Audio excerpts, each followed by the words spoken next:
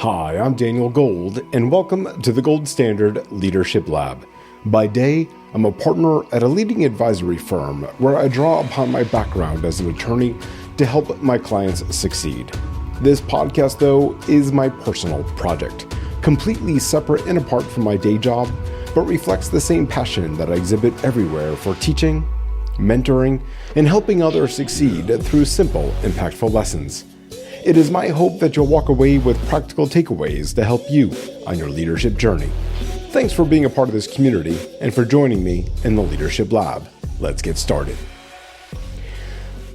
Something happened to me not long ago that I wanted to share with all of you.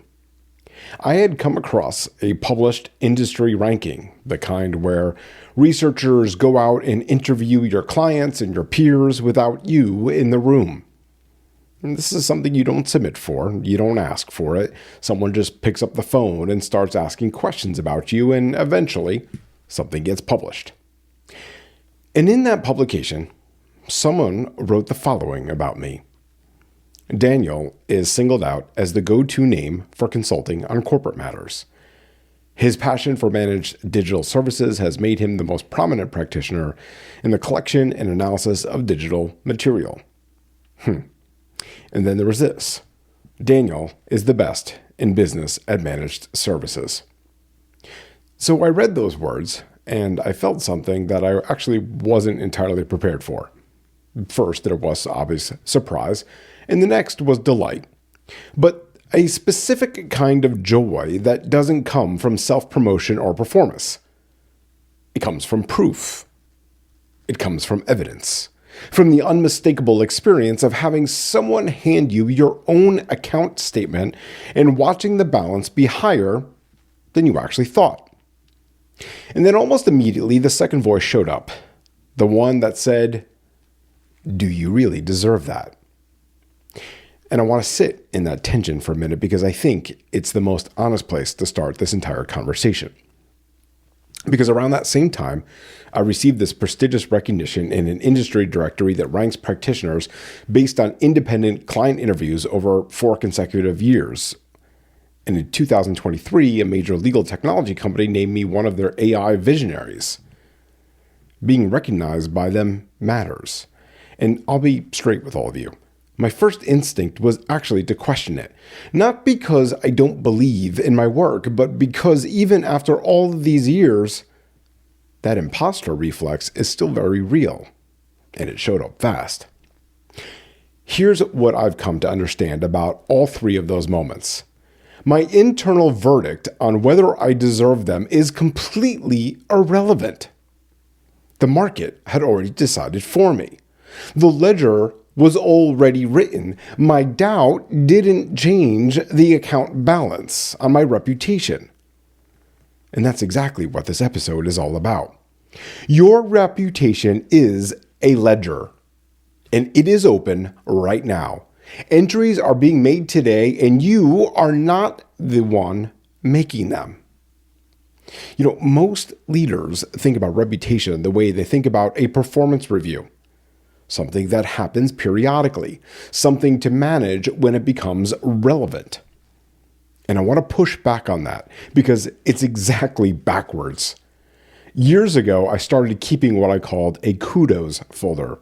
That's right. Anytime a kind word came in from an email or from a client or a note from a colleague, a compliment after a presentation that I'd given, I filed it away. And I tell everyone that I mentor and advise at work to do the same. You need that folder, and it's not for your ego. You need it for your memory because the ledger gets written continuously, and if you're only paying attention during performance review season, you are missing most of what's actually being recorded. The ledger doesn't close at the end of a quarter. It doesn't reset when you change roles or move to a new firm. Every interaction makes an entry. Every follow-through makes an entry. Every time you remembered the detail that nobody expected you to remember, someone wrote something down. Every time you went dark on a message that mattered to someone wrote something down. And here's the part that most people actually skip over. You never get to see the running balance. You find out where you stand when someone doesn't call you back, when the referral doesn't come in, and when the room gets a little quieter than you expected when your name is mentioned. Or if you've been making the right deposits, when you read words about yourself that you didn't put there. You may remember in episode 50, we talked about karma in its original Sanskrit form. The word literally means action, your deeds, your patterns. The 3,000-year-old insight is the same one being confirmed by behavioral science today. There is research on reciprocity in social psychology that found that what we give comes back to us in kind, but often in ways we can't predict or plan.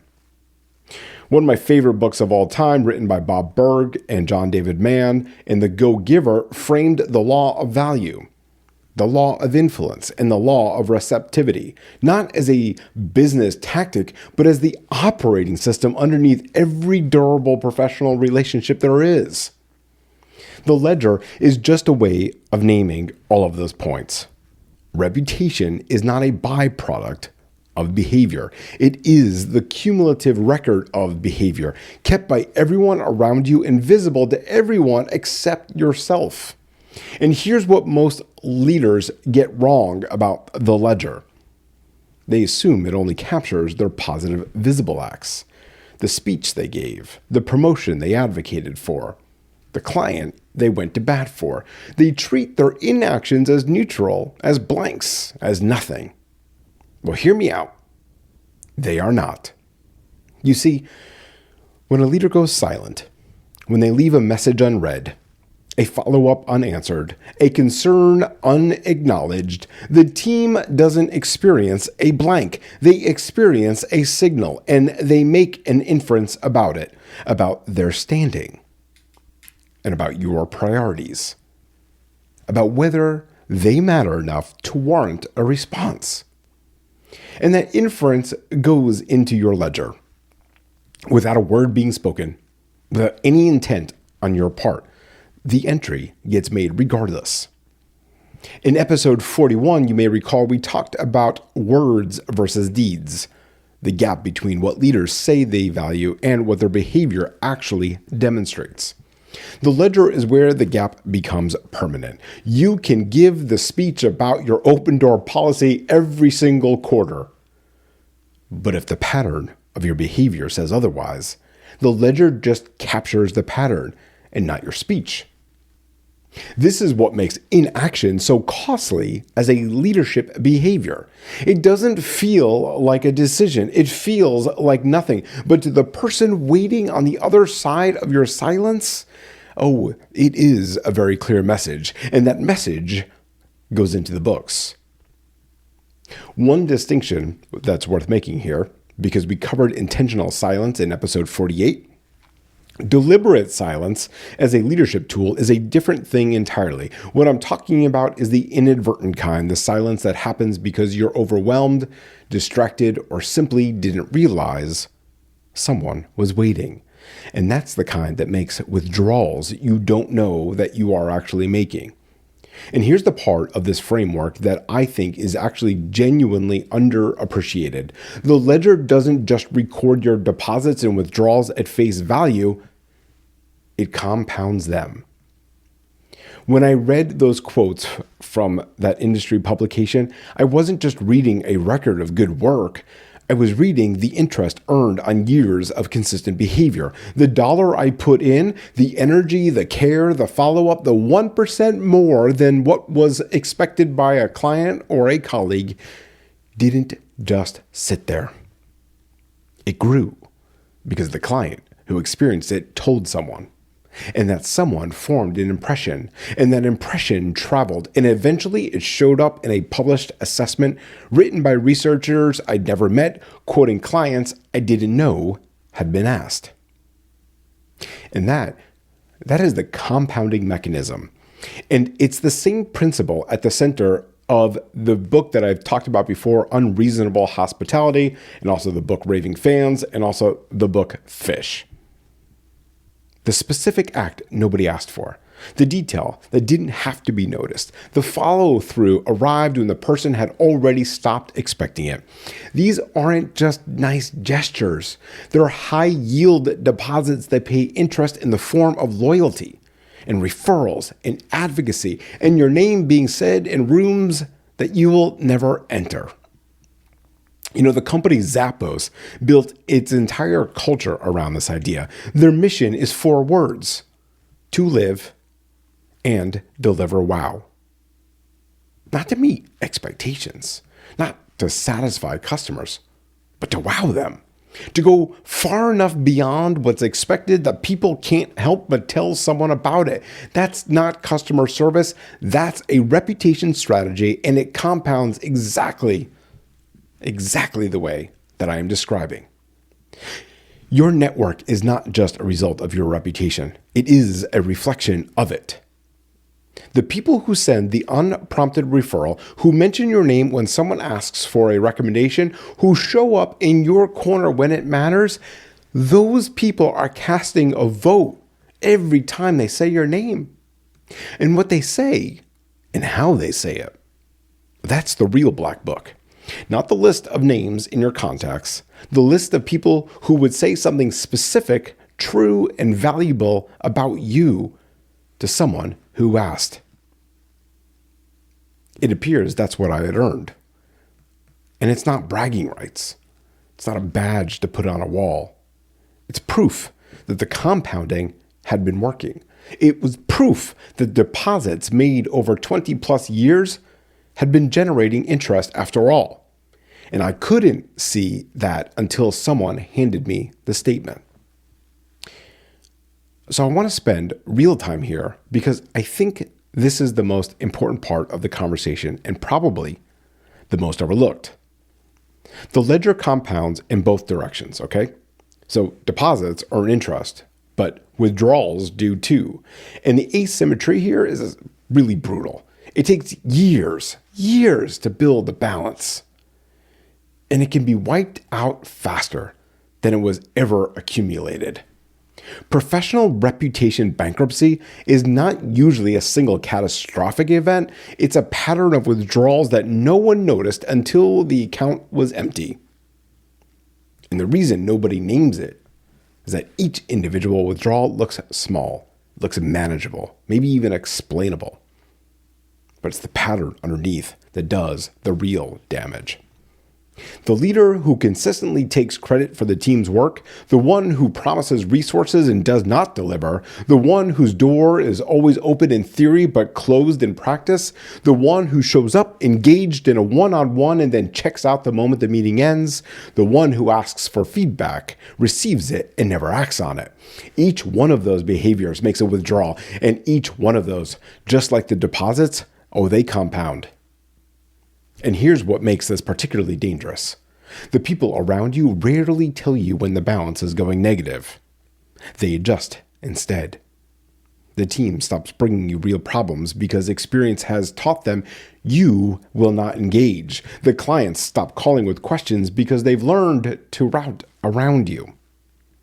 And the network stops sending referrals, not because they dislike you, but because they've quietly stopped vouching for you. The withdrawal pattern goes unspoken until the day you notice the room is different. The energy has shifted, and you can't quite name why. One serious breach of trust can actually accelerate the bankruptcy. A visible ethical failure. A public moment of taking credit for someone else's work. A promise made to a room full of people that never materializes. Those moments are the equivalent of a bank run. Everything that was quietly tolerable becomes suddenly unforgivable because the balance was already so thin. And the hardest part of all of this is that you will rarely know your balance in real time. The warning signs are subtle. The signals come too late. And by the time most leaders become aware of the problem, the deficit is so significant. I use a running metaphor here on the Gold Standard Leadership Lab deliberately. As many of you know, I've been training for a marathon that's coming up pretty fast. And the thing every runner learns eventually is this. Race day does not build fitness. It reveals the truth The condition you carry into mile 20 is the ledger of every long run you completed or skipped over the months before. Race day just reads the balance out loud. In a leadership crisis, a reorganization, a moment when someone has to decide whether to go to bat for you, that is your race day. And your reputation on that day was already written before any of it had started. So the question worth asking right now, before the race, is this: what's actually in the account? Now, I don't want to leave you in anxiety. The ledger is not a verdict. The ledger is actually a living document. Now, you can't retrieve entries that have already been made. You can't go back and answer the question you left sitting for a week or undo the pattern your team already knows, but you can become conscious, starting today, of what goes on going forward. The follow-through on the small thing nobody was tracking. The response that didn't have to come but did. The acknowledgement nobody asked for, but everyone noticed. The client that you called, not because that there was a deliverable due, but because you wanted to know how they were doing. These aren't reputation management tactics. I want to be clear about this. They're leadership actions that the ledger will capture, whether you're thinking about them or not. Now, someone I work closely with and rely on deeply has said to me more than once that if you put enough good out there, the good will come back. That's the go-giver principle. That's the karma principle. That's the compounding principle we've been talking about today. They're all pointing at the same truth. You show up. You do what you say. You follow through. You surprise and delight the people around you. And that's not just the Zappos motto. That is a leadership practice. Because the people in your orbit, whether they're clients, their team members, or peers, they're all keeping books that you'll never see. They remember the moment you went 1% further than anyone had ever expected, and they remember the specific act that didn't have to happen. And they tell that story to someone who tells it to someone else, and suddenly your name is in a room you never entered. That's what earned reputation looks like from the outside. And from the inside, well, it's just consistent behavior practiced long enough to compound. The ledger is open right now. Every day is an entry. And so I ask all of you, please make it count. Because remember, leadership isn't about perfection. It is about progress. Take this lesson, put it into action, and continue setting the gold standard in your own life and at work. I'll see you all next time.